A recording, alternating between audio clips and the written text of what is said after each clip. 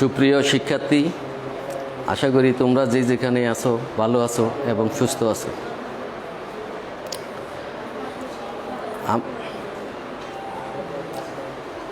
Ahmad Bhabani academy online live ক্লাসে আমি Debashis Bhattacharya senior শিক্ষক তোমাদের স্বাগতম জানাচ্ছি।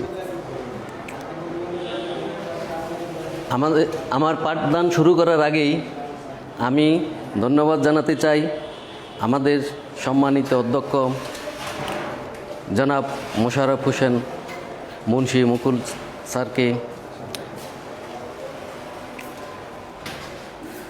স্যারের সময়োচিত নির্দেশনায়, সঠিক নির্দেশনায় করোনাকালীন সংকটে প্রথম থেকেই তোমাদের সাথে আমরা ফোনে যোগাযোগ করছি, অনলাইন ভিডিও ক্লাস দিয়েছি এবং বিশেষ পরীক্ষার মাধ্যমে সিলেবাসের সাথে তোমাদের সম্পৃক্ত রেখেছি। আর এখন দীর্ঘদিন ধরে অনলাইন লাইভ ক্লাস তোমাদের প্রিয় স্যাররা নিচ্ছেন। এতে তোমাদের পাঠ্যক্রম এবং সিলেবাসের সাথে তোমরা পরিচিত হচ্ছ এবং শিক্ষাবর্ষের পাঠগুলো সমাপ্ত হচ্ছে। তাছাড়া আমাদের মাননীয় অধ্যক্ষ বিভিন্ন সামাজিক যোগাযোগ মাধ্যমে বিভিন্ন আলোচনা এবং বিভিন্ন গুরুত্বপূর্ণ জায়গায় বক্তৃতার মাধ্যমে আমাদের স্কুলের দেশে বিদেশে সুপরিচিত করেছে এবং সুনাম অর্জন করেছে। স্যারের বক্তব্য বিভিন্ন সুধীমহল প্রশংসিত করেছে। এই জন্য আমরা স্যারকে নিয়ে গর্বিত। স্যারের সুস্বাস্থ্য এবং দীর্ঘায়ু কামনা করে আজকে আমি তোমাদের পাঠদান শুরু করছি। প্রিয় শিক্ষার্থী, আজকে আমি সপ্তম শ্রেণীর গণিতের জ্যামিতি অংশ থেকে আলোচনা করব। ইতিমধ্যে তোমাদের প্রিয় স্যাররা গণিতের অনেক ক্লাস নিয়েছে, বেশিরভাগ বীজগণিত এবং পাটিগণিতের উপর ক্লাস নিয়েছে, কিন্তু জ্যামিতির কোনো ক্লাস এখনও পর্যন্ত হয় নাই। অথচ গণিতে জ্যামিতি একটি গুরুত্বপূর্ণ অংশ। জ্যামিতি থেকে তোমরা জানো 3টি সৃজনশীল প্রশ্ন থাকে, তার মধ্যে 2টি সৃজনশীল প্রশ্ন অবশ্যই দিতে হয়। তাই জ্যামিতিকে অবহেলা করা মোটেই উচিত হবে না।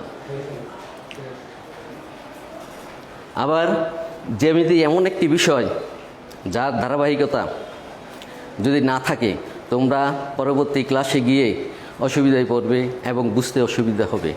তাই জ্যামিতি একদম ধারাবাহিকভাবে সম্পূর্ণ বুঝে তোমাদের পরবর্তী ক্লাসে যেতে হবে। যেমন আমি বলি, তোমরা ক্লাস 3-4-এ জ্যামিতির সংজ্ঞা শিখেছ। ত্রিভুজ, সমবাহু ত্রিভুজ, সমদ্বিবাহু ত্রিভুজ, বিষমবাহু ত্রিভুজ শিখেছ। সেই ত্রিভুজগুলো তোমরা যখন 9-10-এ উঠবে তখন পরিমিতি অংশে সমদ্বিবাহু ত্রিভুজের ক্ষেত্রফল, সমবাহু ত্রিভুজের ক্ষেত্রফল এবং বিষমবাহু ত্রিভুজের ক্ষেত্রফল তোমাদের জানতে হবে। এখন এই ত্রিভুজ সম্পর্কে যদি তোমরা না জানো তখন ক্লাস 9-10-এ গিয়ে পরিমিতি অংশ করতে তোমাদের সমস্যার সৃষ্টি হবে। আবার সমকোণী ত্রিভুজ, তোমরা জানো সমকোণী ত্রিভুজ, যে ত্রিভুজের একটা সমকোণ থাকে এবং 2টি সন্নিহিত কোণ থাকে। আবার ত্রিভুজটির 3টে বাহুর 3টি নাম থাকে, অতিভুজ, লম্ব এবং ভূমি। এই ত্রিভুজ সম্পর্কে ভালো করে না জানলে তোমরা ত্রিকোণমিতি অংশে গিয়ে সমস্যায় পড়বে। এই জন্যই ধারাবাহিকভাবে জ্যামিতিকে পড়ে যেতে হবে। জ্যামিতি যদিও একটু কঠিন, কিন্তু বুঝে পড়লে সহজ মনে হয় এবং আনন্দদায়ক মনে হয়। একটা জিনিস মনে রাখবে, জ্যামিতি কখনো মুখস্থ করবে না, মুখস্থ করার চেষ্টা করবে না। মুখস্থ জ্যামিতি করলে হয় 1 ঘন্টা নয় 2 ঘন্টা মনে থাকবে, এরপর আস্তে আস্তে ভুলে যাবে। আর জ্যামিতি যদি বুঝে পড়ো যেমন আনন্দ পাবে এবং দীর্ঘদিন সেই জ্যামিতি মনে থাকবে। পরবর্তী ক্লাসে সেই জ্যামিতি দিয়ে তোমরা অনেক কিছু প্রমাণ করতে পারবে। প্রিয় শিক্ষার্থী, আজকে সপ্তম শ্রেণীর তেমনই একটা গুরুত্বপূর্ণ জ্যামিতি নিয়ে আলোচনা করব। দশম অধ্যায়ের সর্বসমতা এবং সাদৃশ্যতা থেকে ত্রিভুজের সর্বসমতা নিয়ে আজকে আলোচনা করব। আশা করি তোমরা থাকবে, বোঝার চেষ্টা করবে। তো প্রথমেই আমরা আসো সর্বসমতা কি। সর্বসম কি?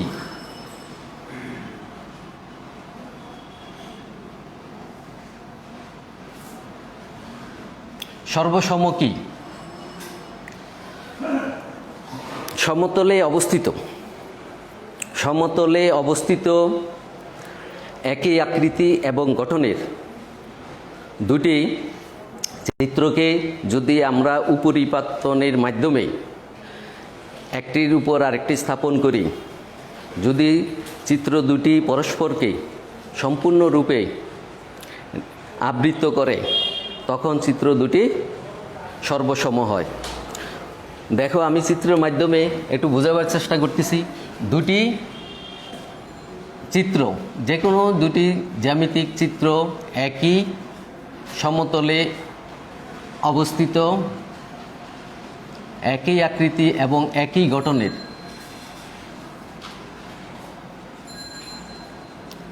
এখানে একই আকৃতি এবং একই গঠনের দুটি চিত্র, এটাকে আমরা B2 যদি দেই, এখন B1কে যদি B2 এর উপর উপরিপাতন মাধ্যমে স্থাপন B2কে সম্পূর্ণরূপে আবৃত করে, তখন আমরা বলতে পারি B1 এবং B2 সর্বসম। তখন আমরা লিখতে পারি B1 সমান সর্বসমান B2। এখানে সমান আর উপরে একটু বক্ররেখা দিলেই এটা সর্বসমর প্রতীক। তাহলে ত্রিভুজের সর্বসমতা আলোচনা করার আগে আমাদের দুটি বিষয় জানতে হবে। একটা হলো রেখাংশের সর্বসমতা এবং কোণের সর্বসমতা। আচ্ছা, রেখাংশের সর্বসমতা কি?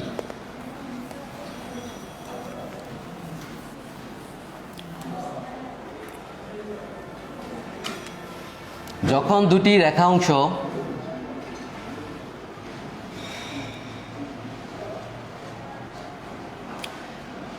AB এবং CD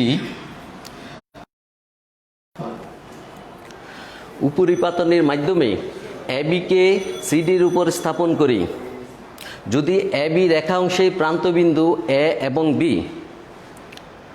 CD রেখাংশের প্রান্তবিন্দু C এবং D এর উপর পতিত হয়, তখন আমরা রেখা দুটিকে সর্বসম বলতে পারি। আবার বলি, যখন দুটি রেখাংশ একটির দুটি প্রান্তবিন্দু অপরটির দুটি প্রান্তবিন্দুর সাথে মিলে যায়, তখন রেখা দুটিকে সর্বসম বলতে পারি। চিত্রে দেখো, AB রেখাংশের A এবং B প্রান্তবিন্দুদ্বয় CD রেখাংশের C এবং যথাক্রমে C এবং D প্রান্তবিন্দুর সাথে যদি মিলে যায়, তখন আমরা বলতে পারি AB সর্বসম CD। এখন লক্ষ্য করো, AB এবং CD যদি সর্বসম হয়, তখন রেখা দুটির দৈর্ঘ্য সমান হবে। বিপরীতক্রমে যদি বলি আমরা AB এবং CD সমান দুটি রেখা অংশ সর্বসম। এখন আমরা ত্রিভুজের সর্বসমতা সম্পর্কে জানব। ত্রিভুজের সর্বসমতা সম্পর্কে জানতে হলে আমাদের কোণের সর্বসমতা সম্পর্কে একটু আলোচনা করতে হবে। দুটি একই পরিমাপের কোণ, যেমন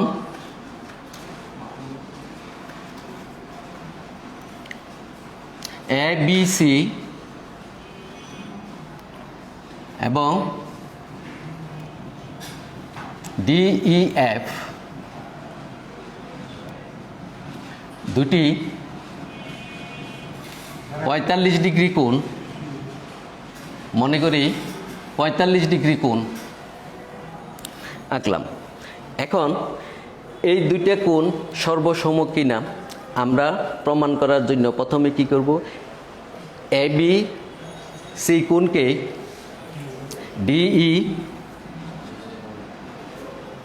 ডিই এফ কোণের উপর এমনভাবে স্থাপন করব যে কোনো বি বিন্দু ই বিন্দুর উপর পড়ে এবং বি এ রশ্মি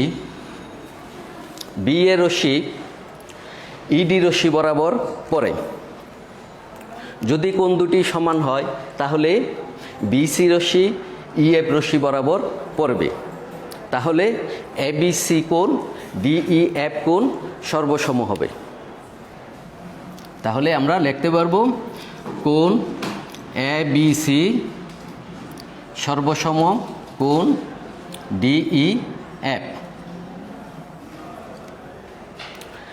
এখন দুটি কোণ সর্বসম হলে কি হবে? দুটি কোণ তখনই সর্বসম হবে যখন এদের পরিমাপ সমান হবে। আবার দুটি একই মাপের কোণ পরস্পর সর্বসম। এবার আমরা ত্রিভুজের সর্বসমতা প্রমাণ করব। তোমরা জানো একটা ত্রিভুজের কয়টি অংশ? একটা ত্রিভুজের কয়টি অংশ বলতে পারবে? একটি ত্রিভুজের 6টি অংশ থাকে। এ বি সি ত্রিভুজের কয়টা অংশ থাকবে? 6টা অংশ। এখানে 3টে বাহু এ বি বিসি এবং এসি বাহু, আবার এ কোণ বি কোণ সি কোণ, 3টি কোণ থাকে। এই 6টি অংশ নিয়ে একটি ত্রিভুজ অঙ্কিত হয়। এখন দুটি ত্রিভুজ সর্বসম কখন হবে? যখন একটি ত্রিভুজের শীর্ষবিন্দুগুলো অপর একটি ত্রিভুজের অনুরূপ শীর্ষবিন্দুতে পড়বে এবং বাহুগুলো অনুরূপ বাহুর উপর পড়বে, কোণগুলো অনুরূপ কোণের সাথে মিলে যাবে, তখন দুইটি ত্রিভুজ সর্বসম হবে। তাহলে এবিসি একটি ত্রিভুজ, ডিইএফ অনুরূপ আরেকটি ত্রিভুজ। এই দুইটি ত্রিভুজ সর্বসম যদি হয় তাহলে কি হবে? শীর্ষবিন্দু এ ডি এর উপর পড়বে, বি ই এর উপর পড়বে, সি এফ এর উপর পড়বে। বি এ বাহু ইডি বাহু বরাবর পড়বে, এসি বাহু ডিএফ বাহু বরাবর পড়বে, বিসি বাহু ইএফ বাহু বরাবর পড়বে। তাহলে ত্রিভুজ দুটি সর্বসম হবে।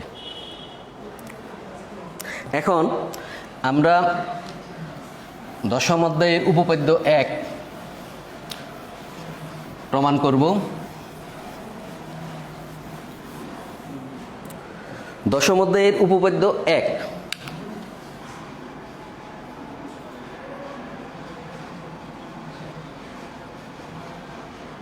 এটাকে বাহু কোণ বাহু উপপাদ্য বলা হয়। সংক্ষেপে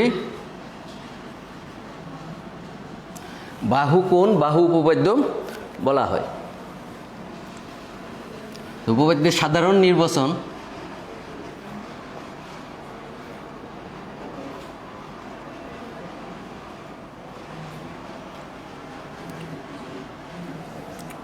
দুটি ত্রিভুজের একটির দুই বাহু, লিখে দুইটি ত্রিভুজের একটির দুই বাহু যথাক্রমে অপরটির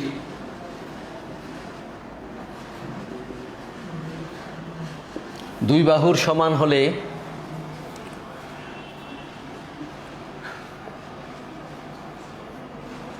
বাহুর সমান হলে এবং বাহু দুটির অন্তর্ভুক্ত কোণ এবং বাহু দুইটির অন্তর্ভুক্ত কোণ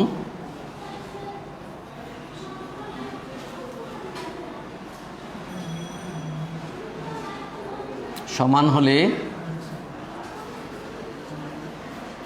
ত্রিভুজ দুটি সর্বসম হবে। ত্রিভুজ দুইটি সর্বসম হবে। এখন দেখো, দুইটি ত্রিভুজের একটির দুই বাহু যথাক্রমে অপরটির দুই বাহুর সমান হলে এবং বাহু দুটির অন্তর্ভুক্ত কোণ সমান হলে ত্রিভুজ দুটি সর্বসম হবে। আমরা দুইটা চিত্র আঁকি।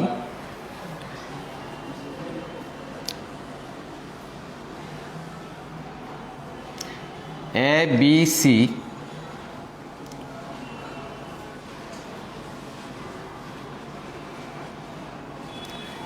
অনুরূপ আরেকটি চিত্র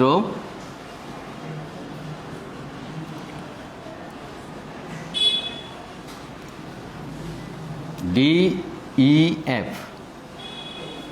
এখন সাধারণ নির্বাচন অনুসারে আমরা বিশেষ নির্বাচনকে প্রতীকের সাহায্যে লিখি। বিশেষ নির্বাচন, মনে করি এ বি সি ত্রিভুজ এবং ডি ই এফ ত্রিভুজের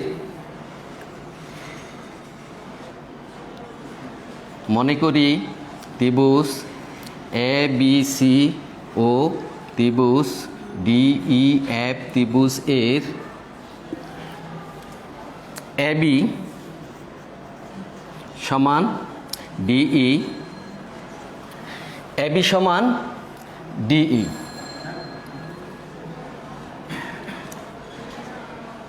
এসি সমান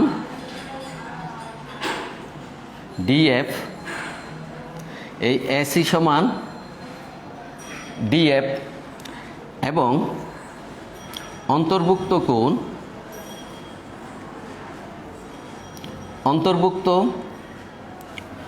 বিএসি কোণ, এটা হলো অন্তর্ভুক্ত কোণ। বিএসি কোণ সমান অন্তর্ভুক্ত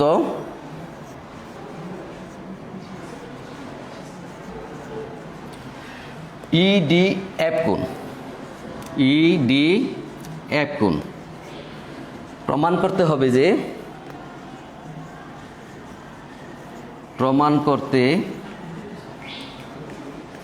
হবে যে ত্রিভুজ এ বি সি সর্বসম ত্রিভুজ ডিইএফ। দেখো, আবার বলি বিশেষ নির্বাচনটা। এবিসি ত্রিভুজ, মনে করি এবিসি ত্রিভুজ ও ডিইএফ ত্রিভুজের দুটি বাহু, এবি বাহু সমান ডিই বাহু, এসি বাহু সমান ডিএফ বাহু এবং অন্তর্ভুক্ত এ বি বিএসি কোণ সমান ই। প্রমাণ করতে হবে যে এবিসি ত্রিভুজ সর্বসম ডিইএফ ত্রিভুজ। এখন প্রমাণের জন্য আমরা কি করব, এখানে করি প্রমাণ।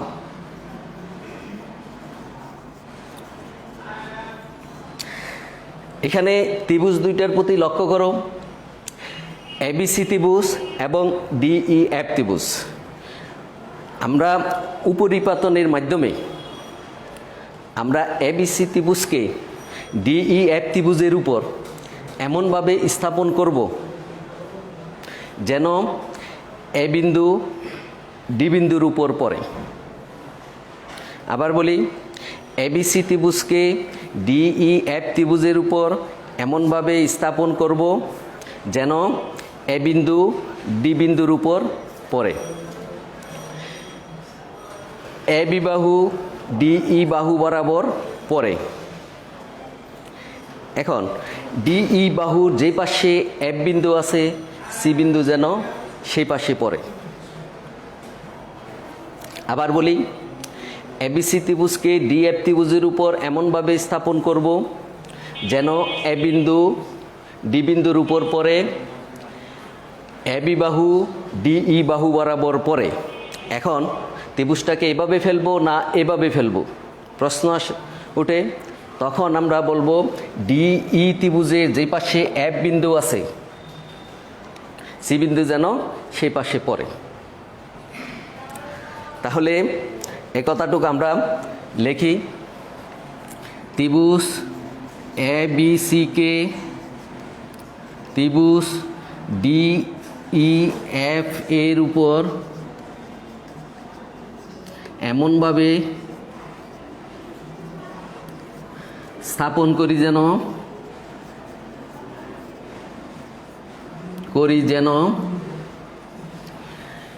এ বিন্দু ডি বিন্দুর উপর পড়ে, এ বিন্দু ডি বিন্দুর উপর পড়ে,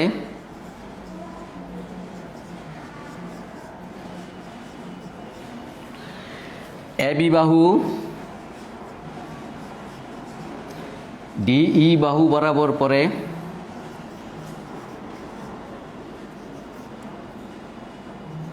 বরাবর পরে ডিই বাহুর যে পাশে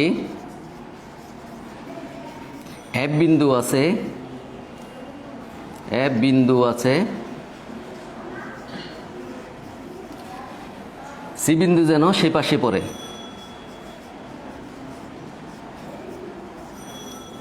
সেই পাশে পড়ে। এখন বিশেষ নির্বাচনে দেওয়া আছে এ বি সমান ডি। এ বি সমান ডিই বলে বি বিন্দু অবশ্যই এফ বিন্দুর উপর পড়বে। বাহুর সর্বসমতায় বলা হচ্ছে সমান সমান বাহু সর্বসম। তাহলে এ বি সমান ডিই বলে বি বিন্দু অবশ্যই ই বিন্দুর উপর পড়বে। তাহলে যেহেতু এ বি সমান ডিই বলে বি বিন্দু অবশ্যই ই বিন্দুর উপর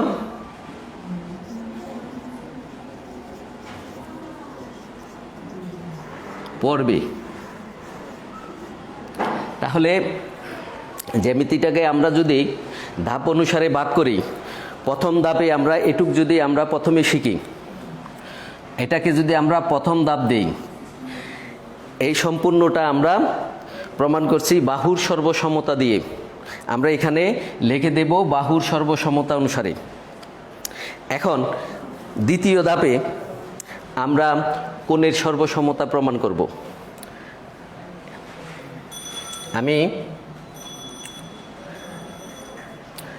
এই লেখাটুকু একটু মুছে দিই দ্বিতীয় ধাপ প্রমাণ করার জন্য।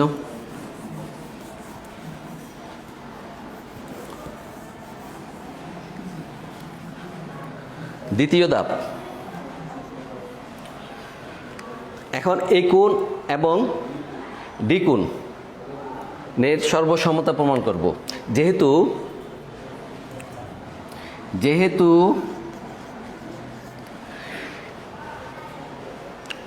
বি এ সি কোণ সমান, এই বি এ সি কোণ সমান ই ডি এফ কোণ এবং এ বি বাহু ডিই বাহু বরাবর পড়ে, সুতরাং এসি বাহু ডিএফ বাহু বরাবর পড়বে।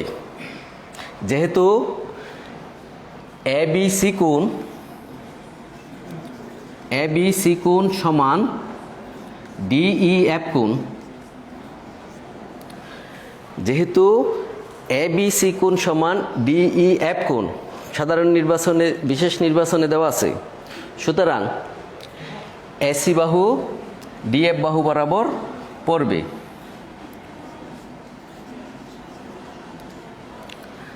এসি বাহু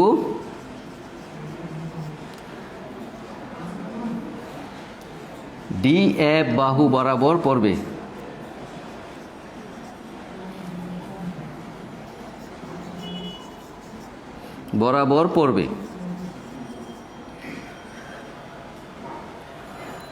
তাহলে এটা ত্রিভুজের সর্বসমতা অনুসারে আমরা এটুক প্রমাণ করলাম। এবি বাহু তো আগেই ডিই বাহু বরাবর পড়ছে, এখন এসি বাহু ডি এফ বাহু বরাবর পড়ল। আবার তৃতীয় ধাপে আমরা বলতে পারি যেহেতু এসি সমান ডিএফ, সুতরাং সি বিন্দু অবশ্যই এফ বিন্দুর উপর পড়বে। যেহেতু এসি সমান ডিএফ, সুতরাং সি বিন্দু অবশ্যই এফ বিন্দুর উপর পড়বে।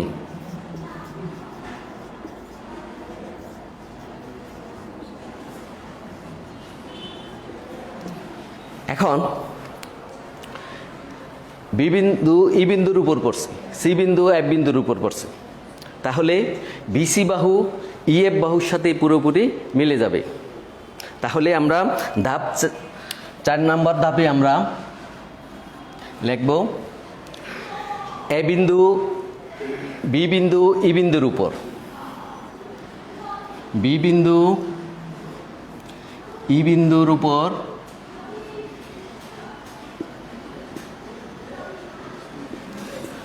সি বিন্দু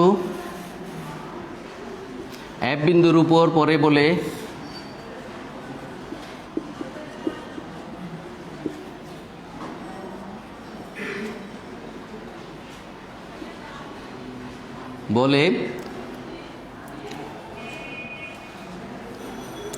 বিসি বাহু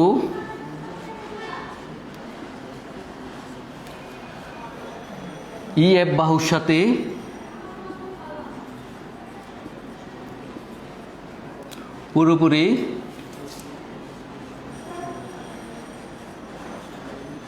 পুরোপুরি মিলে যাবে। তাহলে এ বিন্দু ডি বিন্দুর উপর আগেই পড়ছে, বি বিন্দু ই বিন্দুর উপর পড়ল, সি বিন্দু এফ বিন্দুর উপর পড়ল, তাহলে এ বি সি ত্রিভুজ ডিএফ ত্রিভুজের উপর সমাপতিত হবে। তাহলে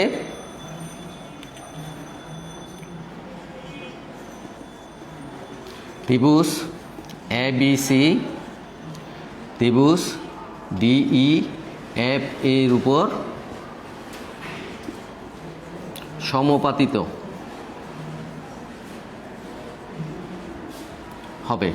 সুতরাং আমরা বলতে পারি এ বি সি ত্রিভুজ সর্বসম ত্রিভুজ ডিই এফ প্রমাণিত।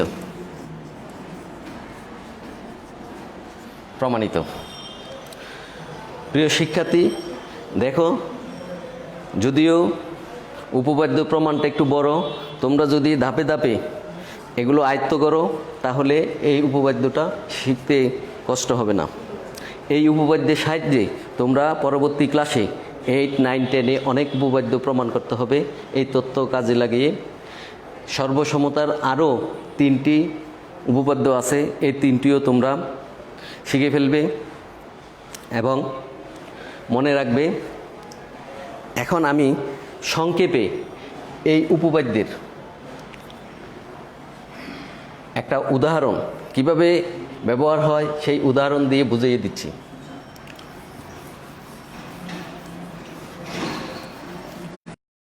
একটা উদাহরণের সাহায্যে উপপাদ্য বাহু কোণ বাহু উপপাদ্যের ব্যবহার কিভাবে হয় তা একটু তোমাদের দেখাই, তোমরা লক্ষ্য করো। একটি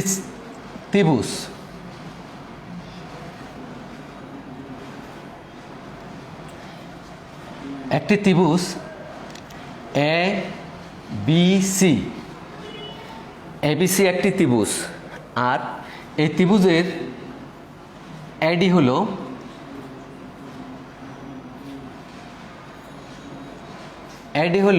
ত্রিভুজটির লম্ব সমদ্বিখণ্ডক, সিডি ত্রিভুজটির লম্ব সমদ্বিখণ্ডক। এখন কিভাবে আমাদের উপপাদ্য 1 এখানে ব্যবহার হবে ওগুলো দিয়ে প্রমাণ করতে হবে সেটা আমি দেখি। চিত্রে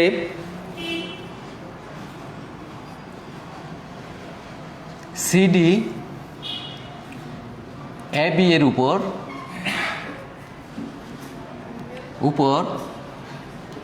লম্ব দ্বিখণ্ডক, লম্ব সম দ্বিখণ্ডক। প্রমাণ করো যে দ্বিখণ্ডক হলে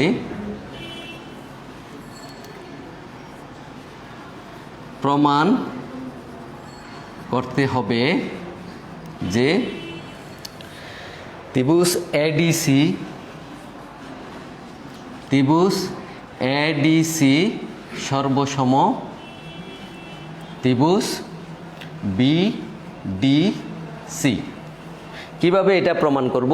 পূর্বের উপপাদ্য দিয়ে এখানে প্রমাণ করি। প্রমাণ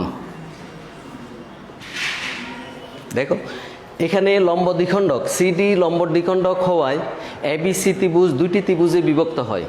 এই দুটি ত্রিভুজ এডিসি ত্রিভুজ ও বিডিসি ত্রিভুজ এর,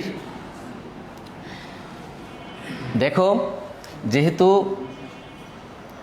সিডি এবি এর উপর লম্ব সমদ্বিখণ্ডক, তাহলে এডি সমান ডিবি হবে।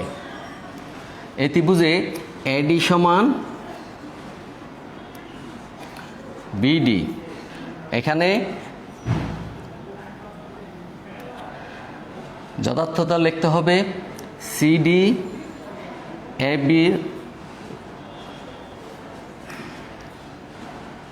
এবি এর লম্ব সমদ্বিখণ্ডক, লম্ব সমদ্বিখণ্ডক।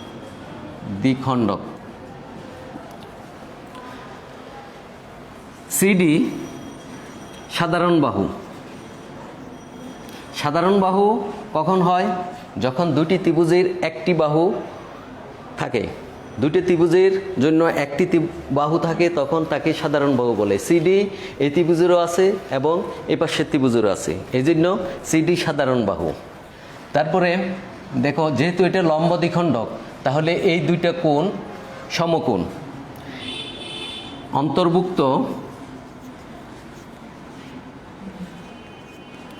অন্তর্ভুক্ত এডিসি কোণ সমান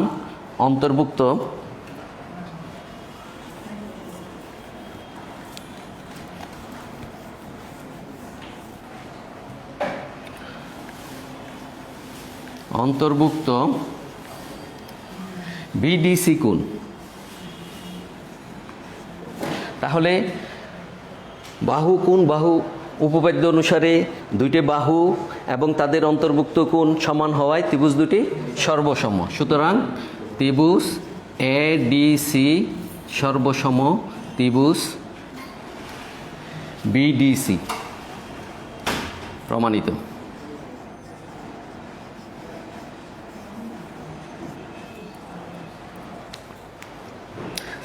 তাহলে শিক্ষার্থীরা, তোমরা জ্যামিতি পড়বে এবং বোঝার চেষ্টা করবে, জ্যামিতিকে ভয় পাবে না, আর জ্যামিতিকে অবহেলা করে অ্যাভয়েড করে যাবে না, তাতে তোমাদের উপরের ক্লাসে অনেক সমস্যা হবে। তাহলে আজকে এই পর্যন্তই, সবাইকে ধন্যবাদ।